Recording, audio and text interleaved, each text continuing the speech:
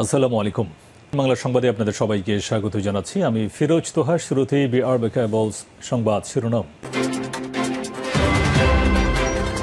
পুরোদমে Iran Israel ভয়াবহ যুদ্ধ চলছে, আর এই মুহূর্তে আমাদের হাতে এসেছে যুদ্ধের সর্বশেষ গুরুত্বপূর্ণ সবথেকে তাজা আপডেট সংবাদ। প্রথমেই জানাবো, ইরানের হামলায় ইসরায়েলের যুদ্ধবিমান ভূপাতিত, পাইলট আটক। ইসরায়েলে ইরান 150টির বেশি ক্ষেপণাস্ত্র দিয়ে পাল্টা হামলা শুরু করেছে। এতে দখলদার ইসরায়েলি বাহিনী পালাতে শুরু করেছে।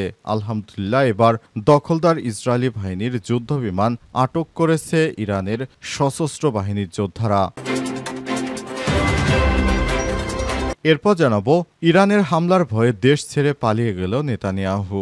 ইরানের ভয়াবহ হামলা ভয়ে এবার নিজের দেশ ইসরায়েল থেকে পালিয়ে গ্রিসে আশ্রয় নিয়েছে নেতানিয়াহু। এতে গতকাল দখলদার বাহিনী ইরানে হামলা চালিয়েছিল। এরপর ইরান হামলা শুরু করেছে আজ। ইরানের হামলার ভয়ে নেতানিয়াহু এবার নিজের দেশ ছেড়ে পালিয়ে ইউরোপে চলে গেছে। এদিকে যুক্তরাষ্ট্রের সঙ্গে সব পরমাণু আলোচনা বাতিল করল ইরান। সামরিক এবং পরমাণু স্থাপনায় ইসরায়েলের হামলার পর যুক্তরাষ্ট্রের সঙ্গে পরমাণু আলোচনা স্থগিত করেছে ইরান। আজ রাজধানী তেহরান সহ দেশটির বিভিন্ন স্থানে ব্যাপক ইসরায়েলি হামলার প্রতিক্রিয়ায় সিদ্ধান্ত গ্রহণ করা হয়েছে। এবারে জানাবো, এক সকালের হামলায় ইরানের 10 জন গুরুত্বপূর্ণ ব্যক্তিকে হত্যা করল দখলদার বাহিনী। ইরানের সামরিক এবং পরমাণু স্থাপনায় ব্যাপক হামলা চালিয়েছে দখলদার ইসরায়েলি বাহিনী। ইরানের কিছু জেনারেল ইসরায়েলের কাছ থেকে ঘুষ খেয়ে তারপর এই কর্মকর্তাদের হামলার ব্যাপারে এবং তাদেরকে হত্যার ব্যাপারে ইসরায়েলকে সরাসরি সহযোগিতা করেছে। এরা হচ্ছে ইরানের মীর জাফর। এবং সর্বশেষ জানাবো, 26 ফেব্রুয়ারিতে নির্বাচনের সময়সীমা নির্ধারণ করা হয়েছে বলছে বিএনপি। লন্ডনে প্রধান উপদেষ্টা ডক্টর মোহাম্মদ ইউনূসের সঙ্গে বিএনপির ভারপ্রাপ্ত চেয়ারম্যান তারেকের বৈঠকটি সত্যিকার অর্থেই বিএনপির জন্য খুব ভালো হয়েছে বলে জানিয়েছে বিএনপির নেতা ফখরুল আনী। তারা জানিয়েছে 2026 সালের ফেব্রুয়ারি মাসে নির্বাচনের সময়সীমা দেওয়া হয়েছে। এতে বিএনপি খুব খুশি, কারণ নির্বাচন হয়ে গেলেই তাদের চাঁদাবাজি করতে সুবিধা হবে। প্রিয় দর্শক, এতক্ষণ শুনছিলেন সংবাদ শিরোনাম, এবারে বিস্তারিত। তবে তার আগে বন্ধুরা, অনুরোধ থাকবে এই সংবাদটিতে একটি লাইক দিন। এই চ্যানেলে আপনি নতুন হয়ে থাকলে আমাদের সংবাদটি দেখতে দেখতে চ্যানেলটি সাবস্ক্রাইব করে রাখুন। কমেন্ট করে বন্ধুরা আপনার মূল্যবান মতামত জানিয়ে দিন আপনি বিশ্বের কোন দেশ থেকে বা বাংলাদেশের কোন স্থান থেকে আমাদের সংবাদটি দেখছেন এবং শুনছেন। আর বন্ধুরা, ইসরায়েল ও ইরানের মধ্যে যুদ্ধে আপনি কোন দেশকে সমর্থন করেন কমেন্ট করে জানিয়ে দিন। এবারে বিস্তারিত। ইসরায়েলে ইরানের হামলা শুরু। ইরানের হামলায় ইসরায়েলের যুদ্ধবিমান ভূপাতিত, পাইলট আটক। ইরানের হামলায় ইসরায়েলের একটি যুদ্ধবিমান ভূপাতিত হয়েছে, এর পাইলটকেও আটক করা হয়েছে। দেশটির রাষ্ট্রীয় টেলিভিশনে খবর নিশ্চিত করেছে খবর রয়টার্সের। তবে ইসরায়েলের সেনাবাহিনী ইরানের এই দাবি অস্বীকার করছে। এর আগে গতকাল বৃহস্পতিবার রাতে তেহরানের পারমাণবিক স্থাপনাকে লক্ষ্য করে হামলা চালায় ইসরায়েল। এরপরই আজ রাতে 150টির অধিক ক্ষেপণাস্ত্র দিয়ে দখলদার ইসরায়েলে হামলা শুরু করেছে ইরানের যোদ্ধারা। ইরানের এই হামলায় দখলদার ইসরায়েলের অবস্থা খারাপ হয়ে গেছে। তাদের মিসাইল টাওয়ারে সরাসরি হামলা চালিয়েছে ইরানের যোদ্ধারা। ইরানের এই হামলার ফলে দখলদার ইসরায়েলের প্রধানমন্ত্রী নেতানিয়াহু দেশ ছেড়ে পালিয়ে গেছে। নেতানিয়াহু এমন এক সময় পালিয়েছে যখন ইরান পাল্টা হামলা শুরু করেছে। সেই হামলার ভয়ে নেতানিয়াহু এখন তার দেশ ছেড়ে বিদেশে পালিয়ে গেছে। নেতানিয়াহুকে ধরার জন্য ইতিমধ্যেই ইরান অভিযান শুরু করেছে। তার এই অভিযানে দখলদার ইসরায়েলি বাহিনীকে এবার ধ্বংস করেই ছাড়বে মুসলিমদের পরাশক্তি দেশ ইরান। ইরান কোনোভাবেই দখলদার ইসরায়েলি বাহিনীকে আর ছাড় দেবে না। এতদিন ধরে ইসরায়েলকে অনেক সুযোগ দিয়েছে ইরান, কিন্তু আর নয়, এখন ইরানের শেষ দেখা হবে বলে ঘোষণা দিয়েছে ইরান। এরপরই ইরান ইসরায়েলে এই ক্ষেপণাস্ত্র হামলা শুরু করেছে। ইরানের হামলার ভয়ে দেশ ছেড়েছেন নেতানিয়াহু। ইরানে ভয়াবহ হামলা করেছে দখলদার ইসরায়েল।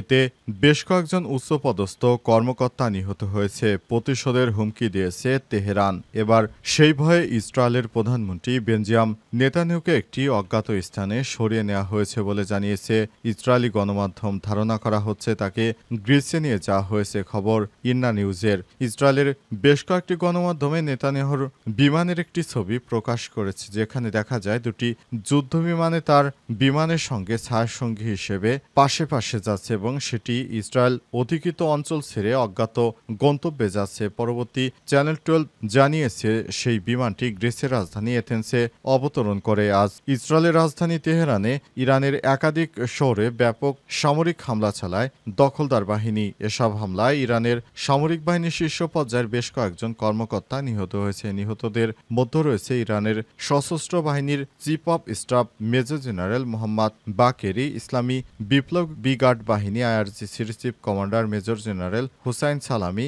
খাতাম আল আনবিয়া সদর দপ্তরের commander major general Gholam Ali Rashid. এই ঘটনাকে কেন্দ্র করে ইরানের সামরিক বাহিনী প্রতিশোধের প্রস্তুতি নিচ্ছে বলে জানিয়েছে দেশটির প্রতিরক্ষা মন্ত্রণালয় সংশ্লিষ্ট সূত্র। ইরানের পক্ষ থেকে বলা হয়েছে এই লক্ষ্যভিত্তিক হত্যা ও আগ্রাসনের কঠোর জবাব দেওয়া হবে। দখলদার ইসরায়েলকে আর ছাড় দেওয়া হবে না। এরপরই নিজের দেশ ছেড়ে পালিয়ে গেছে নেতানিয়াহু। তিনি বর্তমানে গ্রিসে অবস্থান করছেন।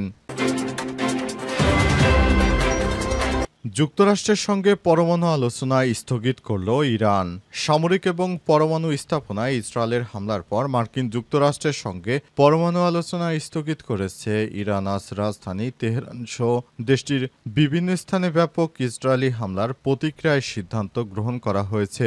ইরানের রাষ্ট্রীয় সংবাদ মাধ্যম এবং ওমান নিউজ এজেন্সির বরাত এই তথ্য জানিয়েছে টাইমস অব ওমান। তেহরান বিশ্ববিদ্যালয়ের গবেষক মোহাম্মদ ইসলামি বলেছেন, ইসরায়েলের হামলায় কূটনৈতিক সমাধানের পথ পুরোপুরি ধ্বংস হয়ে গেছে, যা ইরানি কূটনৈতিকদের সঙ্গে আমেরিকানদের মধ্যে চলমান ছিল। ইসলামি আরও বলেছেন, বর্তমানে ইরানের পক্ষ থেকে আলোচনায় ফেরার কোনো সিদ্ধান্ত নেই, কারণ ইরান মনে করে এই হামলা আমেরিকার সহায়তায় সংগঠিত হয়েছে। এদিকে ইরানে আজ ভোরে ইরানের রাজধানী তেহরানে ইসরায়েলি হামলায় এখন পর্যন্ত ৭৮ জন নিহত এবং ৩২৯ জন আহত হয়েছে বলে জানিয়েছে ইরানের বেশ কিছু সংবাদ মাধ্যম। যদিও হতাহতের এই সংখ্যা এখনো আনুষ্ঠানিকভাবে নিশ্চিত করেনি ইরানের সরকার। আজ ইরানের রাজধানী তেহরানের উত্তর পূর্ব দিকে বিমান হামলা চালায় ইসরায়েলি বাহিনী। পরে ইরানের আরও কয়েকটি প্রদেশে হামলা চালায় ইসরায়েলি প্রতিরক্ষা বাহিনী IDF। এই হামলার মাধ্যমে বিশেষ করে ইরানের সামরিক বাহিনীর শীর্ষ নেতৃত্ব দেশটির পরমাণু স্থাপনাগুলোতে লক্ষ্যবস্তু বানানো হয়েছে।